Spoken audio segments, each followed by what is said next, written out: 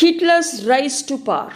இந்த டாப்பிக்கை பற்றி தான் பார்க்குறோம். ஹிட்லர் யார், அவர் எப்படி இந்த ஜெர்மன் கண்ட்ரிக்கு இவ்வளோ ஒரு பவர்ஃபுல் ஒரு டிக்டேட்டர் அந்த பொசிஷனுக்கு அவர் வராரு அப்படின்றத பற்றி தான் நம்ம இந்த டாப்பிக்கில் பார்க்க போகிறோம். இவர் முக்கியமாக ரைஸ் ஆகிறதுக்கு, வளர்ச்சி அடையிறதுக்கு, அந்த பவர்ஃபுல் பிளேஸுக்கு வரத்துக்கு முக்கியமான காரணம் என்னன்னா, இந்த எக்கனாமி, பாலிட்டி அண்ட் சொசைட்டி இதில் ஏற்பட்ட சில கிரைசஸ், நெருக்கடிகள் தான் முக்கியமான காரணம். அதுவும் இந்த வெய்மர் ரிப்பப்ளிக்குடைய கவர்மெண்ட் அன்ஸ்டேபிள் கவர்மெண்ட்டாக இருந்துச்சு. ஒரு நிரந்தரம் இல்லாத, யாரும் அவ்வளவு விரும்பத்தகாத, வரவேற்கப்படாத ஒரு கவர்மெண்ட்டாக தான் அந்த வெய்மர் ரிப்பப்ளிக் இருந்துச்சு. அதுவும் இல்லாமல் அவங்க கொண்டு வந்த அந்த ஆர்டிக்கல் 48 அதை ரொம்ப அதிகமாக இவங்க என்ன பண்ணுறாங்கன்னா மிஸ்யூஸ் பண்ணுறாங்க. இதனால் மக்கள் மத்தியில் இந்த டெமோக்ராட்டிக் பார்லிமெண்ட்ரி சிஸ்டம், ஏன்னா வெய்மர் ரிப்பப்ளிக் அப்படின்றதே democratic republic type of government, அது மேலே இருக்கக்கூடிய ஒரு நம்பிக்கை, அந்த கான்ஃபிடென்ஸு கம்ப்ளீட்டாக போயிடுச்சு. முக்கியமான காரணம் என்னன்னா எக்கனாமிக் கிரைசஸ், இந்த பொருளாதார நெருக்கடிகள் அதிகமான லெவலில் அவங்களுக்கு பாதிப்பு அடையுது. மக்கள் ரொம்பவே கஷ்டப்பட்டாங்க அந்த டைமில். அன்எம்ப்ளாய்மெண்ட் ப்ராப்ளம், ஃபேக்ட்ரிஸ் எல்லாம் க்ளோஸ் பண்ணிட்டாங்க, வேலை இல்லாத திண்டாட்டம் அதிகமாயிடுச்சு. இந்த மாதிரியான ப்ராப்ளம்ஸ் எல்லாம் அதிகமாக அரைஸ் ஆயிடுச்சு. இதை பற்றிலாம் நம்ம ப்ரீவியஸ் வீடியோலேயே டீட்டெயிலாக பார்த்துட்டோம். இந்த சொசைட்டிலையும் நிறைய ப்ராப்ளம் ஏற்படுது. இந்த மாதிரி ஒரு சூழ்நிலையில தான் ஹிட்லருடைய வளர்ச்சிக்கு முக்கியமான ஒரு பேக்ரவுண்டாக, முக்கியமான ஒரு காரணமாக தான் இருந்துச்சு. இதுதான் கரெக்ட் டைமாக அவர் என்ன ஆகுறாரு, அந்த பவர் வரார். ஹிட்லர் யார் அப்படின்றத ஒரு ஷார்ட் நோட் மாதிரி பார்த்துட்டு நம்ம இந்த டாப்பிக்கை கண்டினியூ பண்ணலாம். இவருடைய full name Adolf Hitler. April 20th 1889 Austria கண்ட்ரியில் பிரனவ் ஆம் என் அப்படின்ற ஒரு ஸ்மால் பிளேஸில் பிறக்கிறாரு. இவருடைய father name alloys Hitler, mother Clara Hitler. அவங்க ஃபாதர் ஒரு கஸ்டம்ஸ் ஆஃபீஸர். ஹிட்லருக்கு 14 இயர்ஸாக இருக்கும்போது அவருடைய ஃபாதர் இறந்துடுவார். ஹிட்லருக்கு 18 இயர்ஸாக இருக்கும்போது அவங்களுடைய மதர் கேன்சர் இறந்துடுவாங்க. ஹிட்லருக்கு பெயிண்டிங்னா ரொம்பவே பிடிக்கும். அவங்க அப்பா அம்மா இறந்துட்டதுனால அவருடைய ஸ்கூலிங் கண்டினியூ பண்ண முடியல. ஒரு ஸ்கூல் ட்ராப் அவுட். ஆனால் அவருக்கு பெயிண்டர் ஆகணும்னு தான் ஆசை. அதனால் Vienna academy of fine arts, ஆஸ்ட்ரியாவுடைய கேபிட்டல் தான் Vienna. Vienna academic of fine ஆர்ட்ஸில் அவர் போய் சேர்ந்து படிக்கணும்னு ஆசைப்பட்டார். ஆனால் அவருக்கு சீட் கிடைக்கல. அவருடைய யூத் இது ஃபுல்லாவுமே பாவர்ட்டியில் தான் கழிஞ்சது. நான் பேரண்ட்ஸ் இறந்துட்டாங்க, லோன்லினஸ். அப்புறம் என்னாச்சுன்னா இந்த ஃபர்ஸ்ட் வேர்ல்டு வார் வருது இன் 1914. அதில் தன்னுடைய நேமை அவர் ஆர்மியில் என்ரோல் பண்ணிக்கிறாரு. தானாக போய் ஆர்மியில் போய் சேர்றாரு. ஆனால் அவருடைய ஃபிட்னஸ்னால அவரை சோல்ஜராக அவங்க எடுத்துக்கல. ஆனால் அவரை மெசஞ்சராக அப்பாயின்மெண்ட் பண்ணுறாங்க. மெசஞ்சர் அப்படின்னா தூதுவர். இங்கே இருக்கக்கூடிய ஒரு மெசேஜை இன்னொரு இடத்துல போயிட்டு அவங்க கொடுக்கணும். ஈஸ்டர்ன் ஃப்ரண்ட்டில் இருந்து அந்த மெசேஜஸ் வெஸ்டர்ன் ஃப்ரண்ட்டுக்கும், வெஸ்டர்ன் ஃப்ரண்ட்டில் இருந்த மெசேஜஸ் ஈஸ்டர்ன் ஃப்ரண்ட்டுக்கும் இந்த மாதிரி போய் சேர்க்க வேண்டிய பொறுப்பு தான் இந்த ஹிட்லருடைய அந்த மிலிட்ரியில் ஜாப். இதில் அவர் நல்லாவே ஈடுபட்டதுனால அவருக்கு ப்ரொமோஷன் கொடுக்குறாங்க as a corporal from messenger. ஏன்னா மெசஞ்சரில் அவர் ரொம்ப முழு ஈடுபாடோட ரொம்ப தைரியமாக செயல்பட்டதுனால அவருக்கு ப்ரொமோஷன் கொடுக்குறாங்க as a corporal in Bavarian army. அவருடைய பிரேவரிக்காக, அவருடைய தைரியத்துக்காக அவருக்கு நிறைய மெடல்ஸ் இதெல்லாம் கொடுத்துருக்காங்க. அதில் முக்கியமான ஒரு மெடல் எதுன்னா rare iron cross first class medal தான். தன்னுடைய வாழ்நாளில் ஃபுல்லாகவுமே அந்த மெடல் தன்னுடைய ஷர்ட்டில் பின் பண்ணி தான் வச்சுருப்பார். German defeat horrified him and the Versailles treaty made him furious. இந்த வேர்ல்டு வார் 1ல் ஜெர்மனி தோற்று போயிடுவாங்க, அது நமக்கு தெரியும், அகெயின்ஸ்ட் அலைஸ் கண்ட்ரிஸ். ஸோ இது அவருக்கு ரொம்பவே வந்துட்டு ஒரு ஷாக்கிங்கான நியூஸாக இருந்தது. ஏன்னா அந்த டைமில் வந்துட்டு இவர் ஹாஸ்பிட்டலைஸ்ட். ஏன்னா அவர் அந்த முழு ஈடுபாடோடு அங்கே ஃபஸ்ட் வேர்ல்டு வாரில் அவர் வந்து இருந்தபோது அவருக்கு வந்துட்டு அடிபட்டுடும், ஒரு மிகப்பெரிய லெவலில் வந்து ஊண்டாயிடும். அப்போ அவர் வந்துட்டு ஹாஸ்பிட்டலில் வந்து ட்ரீட்மெண்ட் எடுத்துகிட்டு இருப்பார். அப்போ வந்துட்டு நியூஸ் வரும், இந்த மாதிரி வந்து ஜெர்மனி வந்து வேர்ல்டு வார் 1 வந்து தோத்துட்டாங்க, அலைட் கண்ட்ரிஸ் வந்து தோக்கடிச்சிட்டாங்க அப்படின்னு சொல்லிட்டு இந்த நியூஸ் வந்து அவருக்கு ரொம்பவே வந்து மிகப்பெரிய ஷாக்கிங் இருந்தது. அதுக்கப்புறம் அந்த ட்ரீட்டி ஆஃப் வெர்சைல்ஸ், அதில் இந்த ஹியூமிலிட்டேட் பண்ணாங்க இல்லையா, ஜெர்மனிக்கு அகெயின்ஸ்டாக அவங்களுடைய ரிசோர்ஸஸ் எல்லாம் வாங்கிண்டு நீங்கள் தான் வந்துட்டு இதுக்கு ரெஸ்பான்சிபிள், இந்த வேர்ல்டு வார் 1 அதனுடைய நஷ்ட ஈடு நீங்கள் தான் கொடுக்கணும், ஓகே காம்பன்சேஷன் அமௌண்ட் கொடுக்கணும், ரெப்பரேஷன் சார்ஜஸ் கொடுக்கணும் அப்படின்னு சொன்னாங்க இல்லையா. இது எல்லாமே இவருக்கு கடும் கோபத்தை ஏற்படுத்தியது. 1919 he joined a small group, German workers party. இதில் வந்துட்டு இவர் ஜாயின் பண்ணுறாரு. இது ஒரு ஸ்மால் குரூப் ஒர்க்கர்ஸ் பார்ட்டி தான், அதில் இவர் வந்து ஜாயின் பண்ணுறாரு. அந்த ஆர்கனைசேஷனை தன்னுடைய கண்ட்ரோலுக்கு எடுத்துட்டு அந்த ஆர்கனைசேஷன், அதாவது இந்த ஜெர்மன் ஒர்க்கர்ஸ் பார்ட்டிக்கு வேறு பேர் வந்து மாற்றுறாங்க. That is national socialist German workers party. இந்த பார்ட்டி தான் வந்துட்டு பின்னாடி நாசி பார்ட்டி அப்படின்னு வந்து மாறும். 1923 ஹிட்லர் வந்து ஒரு பிளான் போடுவார். ஃபஸ்ட்டு நம்ம வந்துட்டு இந்த பவேரியாவை தன்னுடைய கண்ட்ரோலுக்கு வந்து எடுக்கணும். பவேரியா அப்படின்றது ஜெர்மனியில் இருக்கக்கூடிய ஒரு மிகப்பெரிய ஒரு ஸ்டேட். அந்த ஸ்டேட்டை வந்து கண்ட்ரோலுக்கு எடுக்கணும். அதுக்கப்புறம் வந்து பெர்லினுக்கு போகணும். ஏன்னா Berlin is the capital of Germany. அதனால் பெர்லினுக்கு போயிட்டு அந்த பவரை வந்து கேப்சர் பண்ணணும், தன்னுடைய கண்ட்ரோலுக்கு கொண்டு வரணும் அப்படின்னு சொல்லிட்டு தான் இவர் பிளான் பண்ணிட்டு போவார்.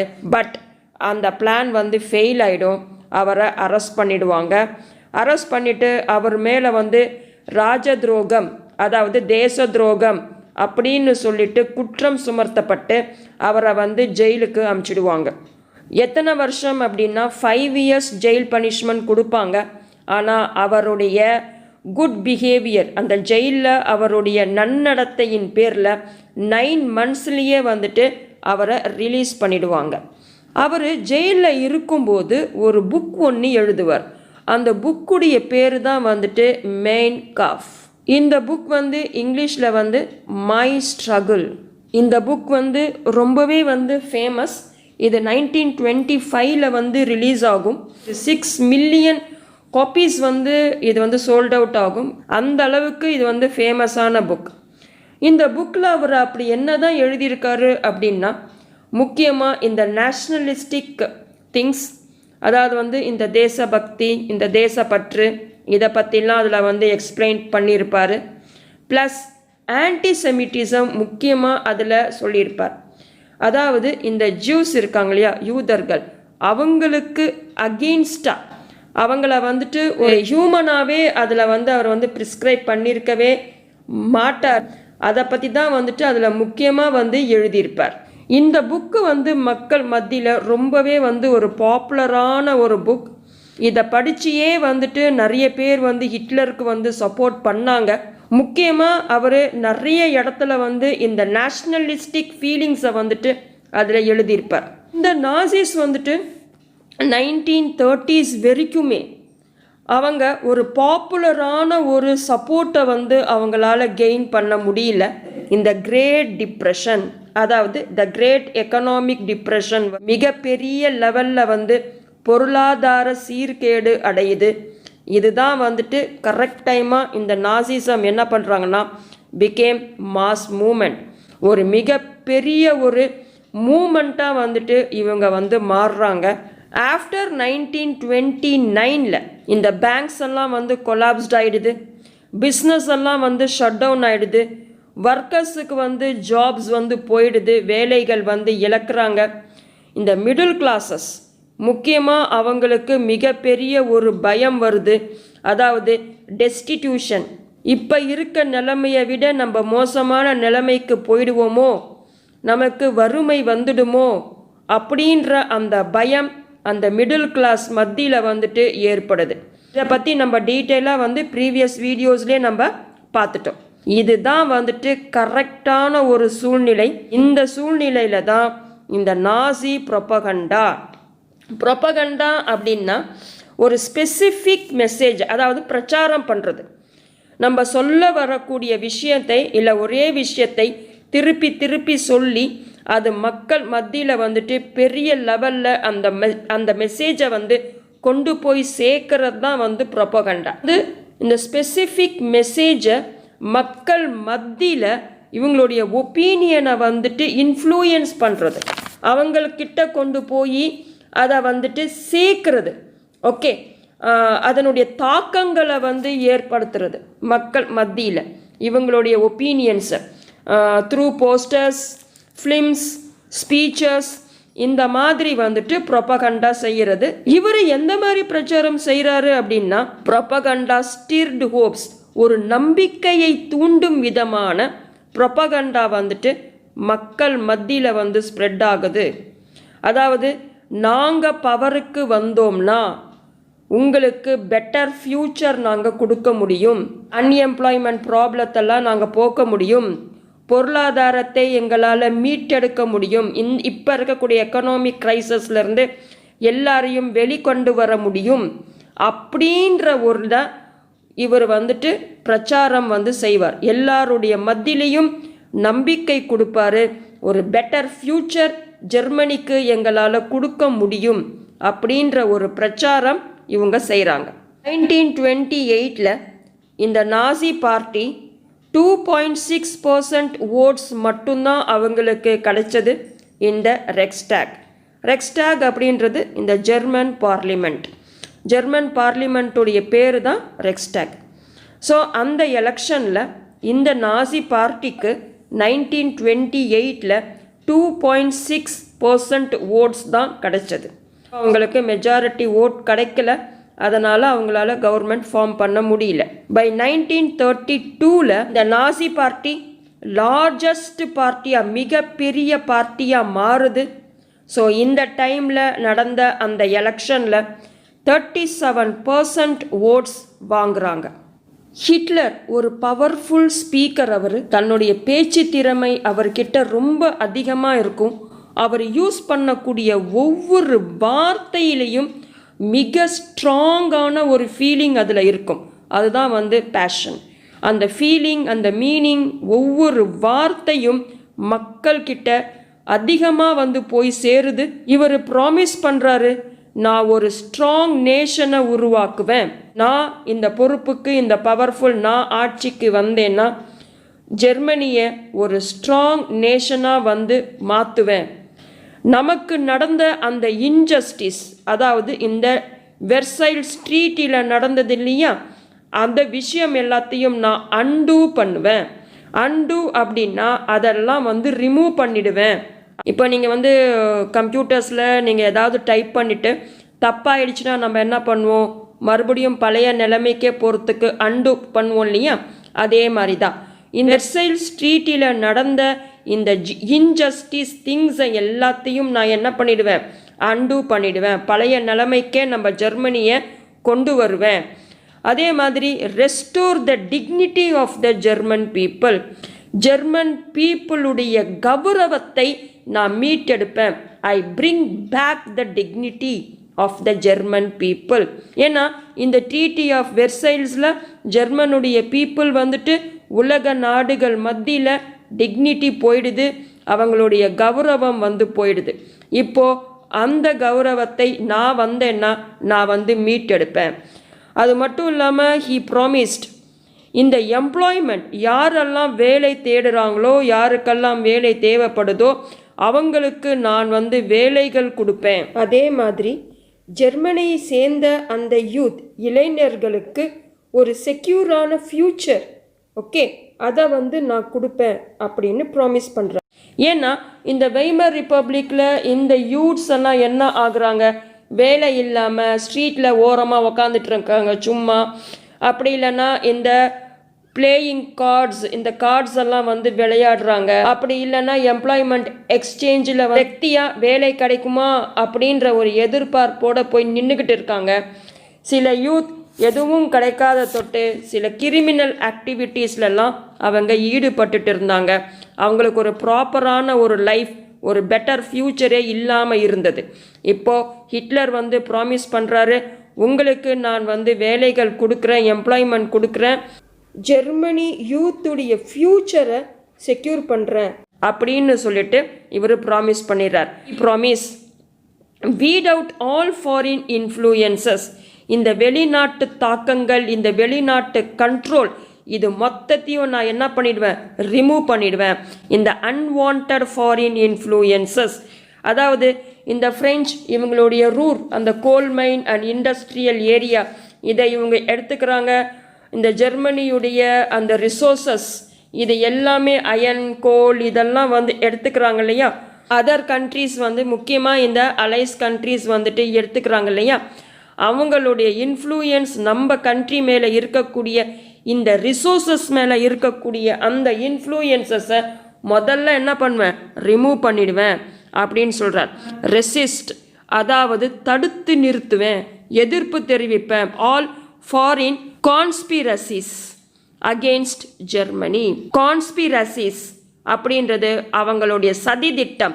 முக்கியமாக இந்த ஃபாரின் கண்ட்ரீஸ் நம்ம ஜெர்மனிக்கு அகெயின்ஸ்டாக அவங்க போடக்கூடிய அந்த ரகசிய திட்டம், அந்த சதி திட்டம், இதை எல்லாத்தையும் நான் என்ன பண்ணுவேன், தடுத்து நிறுத்துவேன், முறியடிப்பேன் அப்படின்னு சொல்லிட்டு இவர் தன்னுடைய ஸ்பீச்சில் இவர் சொல்கிறார். இது வந்து மிகப்பெரிய ஒரு பாப்புலரான ஒரு speech by Hitler. Hitler devised a new style of politics. அரசியலில் ஒரு புது விதமான ஒரு வடிவத்தை இவர் வந்து கொண்டு வராரு. ஹிட்லருக்கு வந்து நல்லாவே புரியுது இந்த இம்பார்ட்டன்ஸ், சிக்னிஃபிகன்ஸ்னா இம்பார்ட்டன்ஸ் ஆஃப் ரிச்சுவல்ஸ். ரிச்சுவல்ஸ்னா இந்த சடங்கு சம்பிரதாயம், இந்த ஒரே மாதிரியான செயல்முறை, இந்த விஷயம்.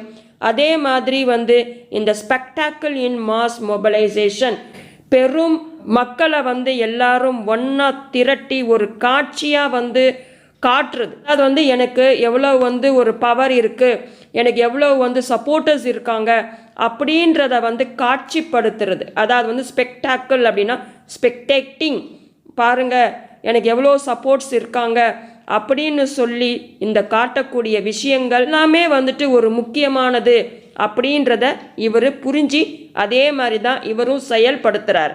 இந்த நாசிஸ் வந்து இந்த மேசிவ் ரேலிஸ், மிகப்பெரிய ஒரு பேரணிகள்லாம் வந்து நடத்துகிறாங்க.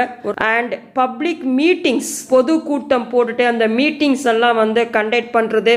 அதில் தன்னுடைய ஸ்பீச்சில் வந்துட்டு அந்த ஒப்பீனியன்ஸ், தன்னுடைய ஒப்பீனியன்ஸ் இதை எல்லாமே வந்து மக்கள் மத்தியில் வந்து ஒரு ஸ்ட்ராங்காக வந்து கொண்டு போய் சேர்க்குறாரு. To demonstrate the support for Hitler and instil a sense of unity among the people. ஆதரவை வந்து இவர் வந்து நிரூபிக்கிறார் மக்கள் மத்தியில், எல்லார் முன்னாடியும் ஹிட்லர் இவருக்கு எவ்வளவு சப்போர்ட்டர்ஸ் இருக்காங்க அப்படின்னு சொல்லிட்டு வந்து இவர் எல்லாருக்கும் வந்துட்டு தெரியப்படுத்துகிறாரு, நிரூபிக்கிறாரு. அதே மாதிரி வந்துட்டு இந்த ஒற்றுமை உணர்வை, instil a sense of unity, அதாவது எல்லா மக்களும் ஒற்றுமையாக இருக்கணும், அந்த உணர்வை இவர் என்ன பண்ணுறாருன்னா ஊக்குவிக்கிறாரு. பேனர்ஸ் வித் ஸ்வஸ்டிகா, அந்த சிம்பல் போட்டு அந்த பேனர்ஸ், அவருடைய நாசி சல்யூட், அந்த சல்யூட் பண்ணக்கூடிய அந்த முறை, ரிச்சுவலைஸ்டு ரவுண்ட்ஸ் ஆஃப் அப்ளாஸ், அந்த கைத்தட்டு முறைகள், இது எல்லாமே வந்துட்டு ஒரு சடங்குகளாக, ஒரே மாதிரியான செயல்முறைகளாக வந்து இவர் வந்து கொண்டு வராரு. அவருடைய ஸ்பீச்சஸுக்கு அப்புறம் இந்த ரவுண்ட்ஸ் ஆஃப் அப்ளாஸ், இது எல்லாமே இவருடைய பவரை வந்துட்டு எல்லாருக்கும் ஒரு தெரியப்படுத்தக்கூடிய விஷயமாக தான், ஒரு காட்சிப்படுத்தக்கூடிய விஷயமாக தான் இருந்துச்சு. Nazi propaganda skilfully projected Hitler as a messiah, a saviour. Nazi இவங்க என்ன பண்ணுறாங்கன்னா ரொம்ப திறமையாக வந்து திட்டம் போட்டுறாங்க. அதாவது வந்து ரொம்பவே வந்து திறமையாக வந்து திட்டமிடப்பட்டு அந்த ப்ராஜெக்டை வந்து எக்ஸிக்யூட் பண்ணுறாங்க. எப்படின்னா ஹிட்லர் ஒரு மெசியா, மெசியா அப்படின்றது உலகத்தை காக்க வந்த ஒருவர். அவர் தான் நம்மளுடைய ப்ராப்ளம்ஸில் இருந்து நம்மளை வந்து காப்பாற்ற போகிறாரு. ஒரு சேவியர். இவர் ஒரு இக்கட்டான சூழ்நிலை, இந்த டிஃபிகல்ட்டிஸ், இதில் இருந்து நம்மளை வந்து மீட்க போகிறவர், காப்பாற்றுபவர் அப்படின்னு சொல்லிட்டு இவங்க ப்ரொபகண்டா பண்ணுறாங்க, பிரச்சாரம் பண்ணுறாங்க. மக்கள் மத்தியில் இந்த மாதிரியான பிரச்சாரங்களை தான் செய்கிறாங்க. உங்களுடைய கஷ்டங்களில் இருந்து வெளியே காப்பாற்றுபவர், மீட்க போகிறவர் ஹிட்லர் தான் அப்படின்ற அந்த இமேஜை வந்துட்டு மக்களுடைய மனசில், அவங்களுடைய இமேஜினேஷனில், அவங்களுடைய கற்பனையில் வந்து கொண்டு போய் சேர்க்குறாங்க. ஏன்னா மக்கள் வந்து ஏற்கனவே அவங்களுடைய டிக்னிட்டி, அவங்களுடைய அந்த கௌரவம், அவங்களுடைய பெருமை, இது எல்லாமே வந்து ஒரு நிலை குலைந்து நொறுக்கப்பட்டு ஒரு சிதைந்து போன ஒரு நிலைமையில தான் வந்து அந்த ஜெர்மன் மக்கள் இருக்காங்க. அந்த டைமில் வாழ்ந்த அந்த மக்கள் வந்து முக்கியமாக அந்த எக்கனாமிக் ப்ராப்ளம்ஸ், கடுமையான ஒரு பொருளாதாரம் சீர்கேடு, நெருக்கடி, இந்த அரசியல் நெருக்கடி, இந்த மாதிரி ஒரு பிரச்சனைகளில் ரொம்ப டிஸ்ட்ரெஸ்ஸாக, ரொம்ப கவலையோட கஷ்டத்தோடு வாழ்ந்துட்டு இருக்கக்கூடிய மக்கள் மத்தியில் அவங்களுடைய மனசில் இந்த நாசிஸ் ரொம்பவே திறமையாக, புத்திசாலித்தனமாக திட்டமிடப்பட்டு அந்த ப்ரொபகண்டா மூலயமா வந்துட்டு எல்லாருக்கும் தெரியப்படுத்துகிறாங்க, ஹிட்லர் இவர் தான் உங்களுக்கு சேவியர், இந்த பிரச்சனையிலிருந்து காப்பாற்ற போகிறவர் இவர் தான் அப்படின்னு சொல்லிட்டு மக்கள் மத்தியில் ரொம்பவே வந்து பிரச்சாரம் பண்ணி ஸ்ப்ரெட் பண்ணுறாங்க. நம்மளுடைய நெக்ஸ்ட் வீடியோவில் த டெஸ்ட்ரக்ஷன் ஆஃப் டெமோக்ராசி இந்த டாப்பிக்கை பற்றி பார்க்கலாம். Until then, thank you.